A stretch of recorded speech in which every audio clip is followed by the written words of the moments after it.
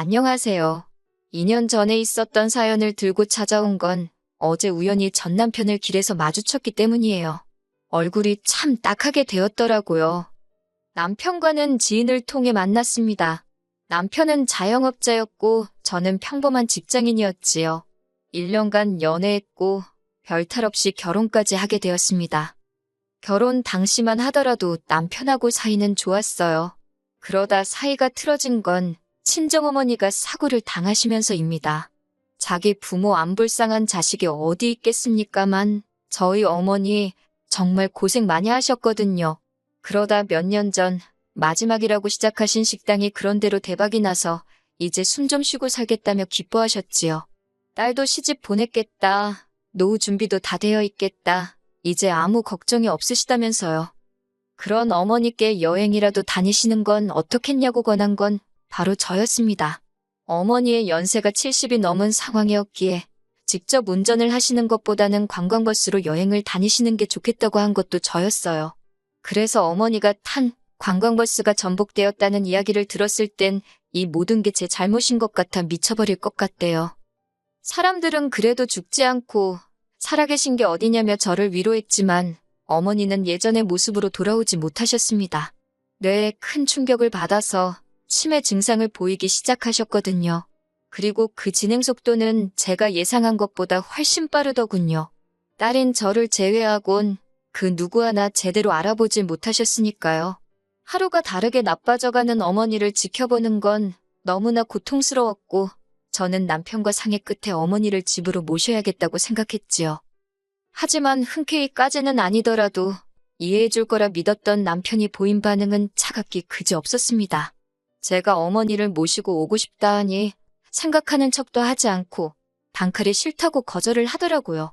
당황한 제가 뭐가 왜 싫은 거냐고 이유를 말해달라 했습니다.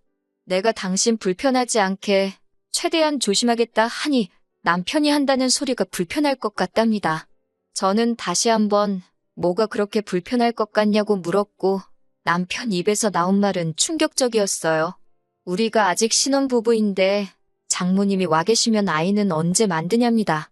황당해서 제가 지금 어머니가 저 상황인데 애를 만들자는 게 무슨 소리냐고 나더러 지금 임신이라도 하라는 거냐니까 꼭 애는 안 갖더라도 부부 생활은 해야 하는 거 아니냐입니다. 결혼 전부터 그런 쪽으로 왕성한 사람인 건 알았지만 그래도 할 때 말 때를 분간 못하는 천치인 줄은 전혀 몰랐기에 깜짝 놀랐어요. 저는 남편에게 그런 건 나중에 해도 되지 않냐. 지금 나는 어머니가 제일 중요하다 하니까 그러면 아예 부부관계를 안 하겠다는 거냐며 저더러 아내로서 직무유기랍니다. 제가 어이가 없어서 남편을 가만히 쳐다보니 자기가 뭐 틀린 말이라도 했냐며 오히려 어깃장을 놓는데 솔직히 순간 저게 짐승인가 싶더라니까요. 이튿날 제가 남편에게 생각해봤냐고 물었습니다. 이때만 하더라도 약간의 희망을 가지고 있었어요. 남편도 나름대로 반성하고 생각을 해보지 않았을까 하는. 하지만 남편은 어제 자기가 한 말은 어디로 들었냐며 싫답니다. 절대로 안 된대요. 장모님 때문에 제가 벌써부터 자기한테 소홀해진 것 같다나요? 너무 화가 나서 남편한테 당신이 걔냐, 발정이라도 난 거냐, 그게 그렇게 하고 싶냐고 쏘아붙였습니다. 그러자 원래 남자는 다 그렇다나요? 그리고 이 일은 금세 어머님 귀에도 들어간 모양이더라고요. 가뜩이나 심란해 죽겠는데 전화를 걸어오신 어머님이 대뜸한다는 소리가 요새 요양원이 그렇게 잘 돼 있다면서 저더러 걱정할 거 하나 없다 하시대요. 괜히 선무당이 사람 잡는 법이라며 제가 어머니를 돌보는 것보다 요양원에 맡기는 편이 훨씬 나을 거라고 거기 있는 선생님들이 훨씬 훌륭하다고요.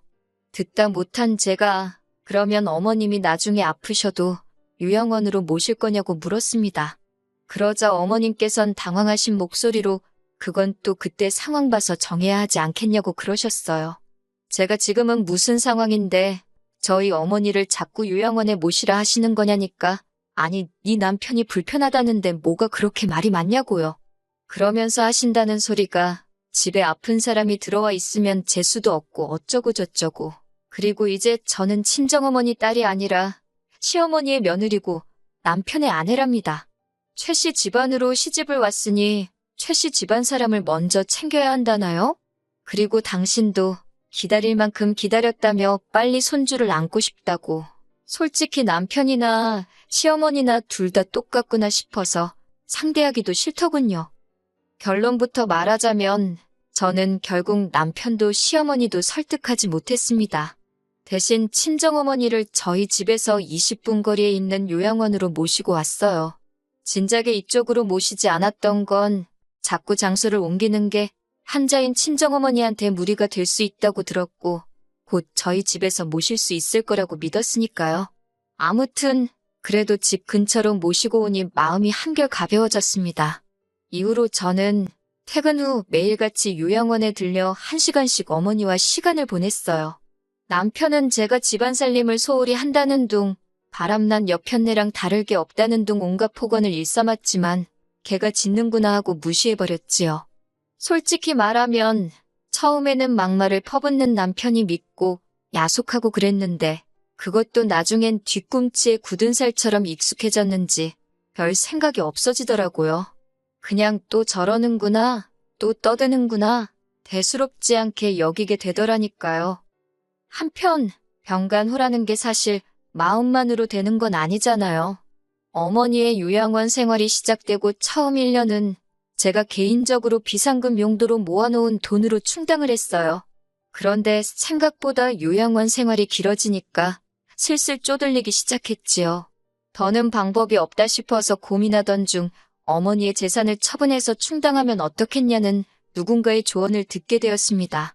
하지만 막상 알아보니 그것도 사정이 여의치가 않더라고요. 일단은 성년후견인이 되어야 했고 짧아도 6개월은 걸린다는 전문가의 말에 한숨부터 나오대요. 왜 진작에 알아보지 않았냐는 전문가의 질문에 제 자신이 한심하고 갑갑하고 결국 저는 정말 내키지는 않았지만 성년후견인 지정까지만 버티자는 심정으로 남편에게 500만 원을 빌려달라 했습니다. 하지만 남편은 지난번과 마찬가지로 조금의 고민도 없이 없다는 한마디로 제 부탁을 묵살해버리더라고요.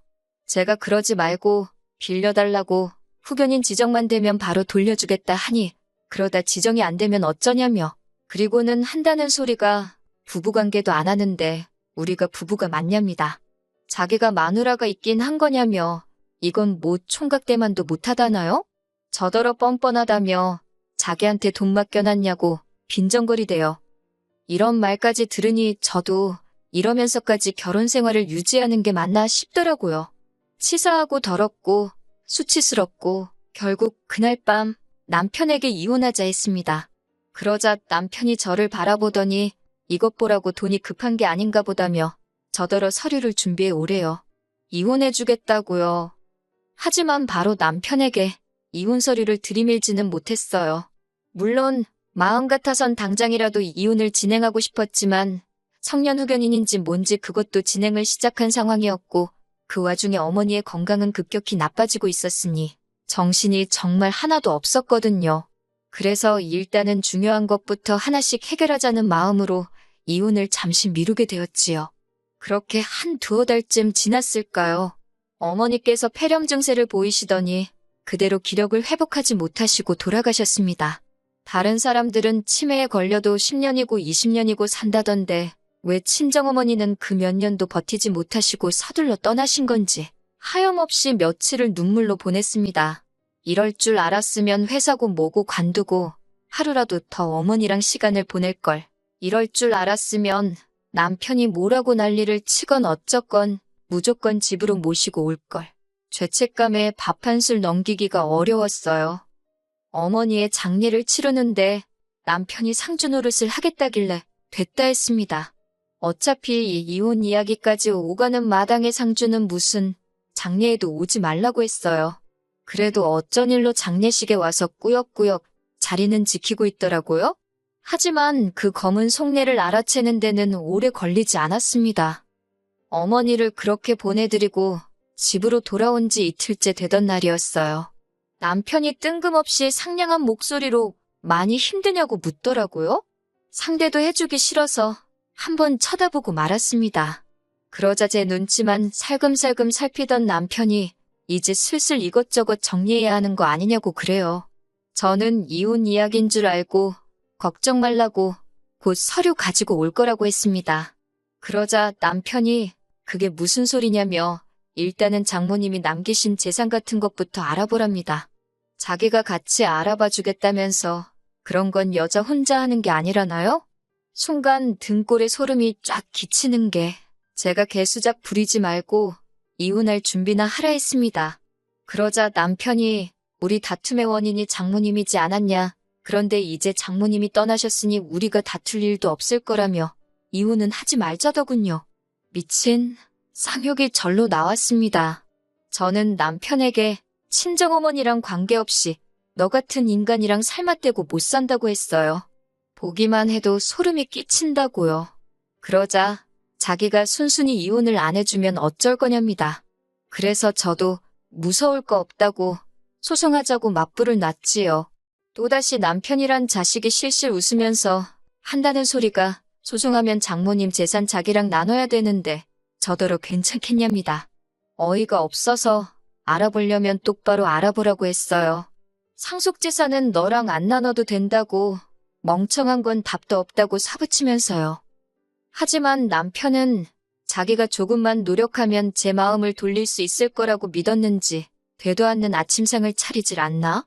청소를 해놓지 않나? 하나같이 멍청한 짓거리만 골라서 하고 있더라고요. 그리고 그렇게 한 2주 정도 지났나 저도 더는 남편이랑 눈치 싸움 하기도 싫었고 슬슬 변호사 알아보고 소송으로 가야겠다 생각하는 와중에 남편에게 사고가 났네요. 가게 주방에서 가스가 터져서 얼굴에 불이 붙었다나요. 병원에서 이야기하기를 얼굴 전면부 화상이 너무 심해서 허벅지에서 살을 갖다 이식을 해야 된다더군요. 그런데 이식만 해서는 보기가 흉할 거라 이후로 성형을 여러 번 해야 한답니다. 문제는 돈이더라고요. 이게 미용 목적으로 분류가 돼서 보험에서 보상을 안 해준다고요. 의식을 찾은 남편에게 저는 덤덤하게 병원에서 해준 이야기를 전했습니다. 그러자 남편이 다행이랍니다. 뭔 소린가 하니 제가 재산을 상속받아서 자기 수술비를 내줄 거 아니냐고요. 어이가 없어서 남편이 저한테 했던 말 그대로 돌려줬습니다. 나한테 돈 맡겨놨냐고요. 사위로서 할 도리도 똑바로 안 한 주제에 어디 죽은 장모 돈을 탐내냐고 미친 엑스라고 퍼부어줬네요. 저는 이후로 변호사를 고용했고 이혼 소송을 시작했습니다. 어머님을 비롯한 시댁 쪽 사람들이 저더러 아픈 사람을 상대로 너무한다고 했지만 제가 못하러 그런 걸 신경 쓰나요? 그리고 소송 끝에 제가 이겨서 이혼할 수 있었습니다. 그쪽에서는 제가 아픈 남편을 내버린다는 식으로 나왔지만 그 전에 남편이 먼저 아픈 장모를 모른 척하고 잠자리로 아내인 저를 협박한 게 더 크게 작용한 모양이더라고요. 지금이야 혼자인 생활에 익숙해졌지만 사실 당시에는 어머니 돌아가시고 얼마 지나지 않아 이혼하고 혼자 감당하기에 쉽지 않았던 게 사실이에요. 그래도 지금은 모든 것이 제자리를 찾아가는 중입니다. 저는 얼마 전 좀 더 나은 조건으로 이직에도 성공했고요. 주말에는 어머니를 찾아갈 생각이에요. 어머니께서도 어디선가 이런 저를 지켜보고 응원해 주시고 계시겠지요?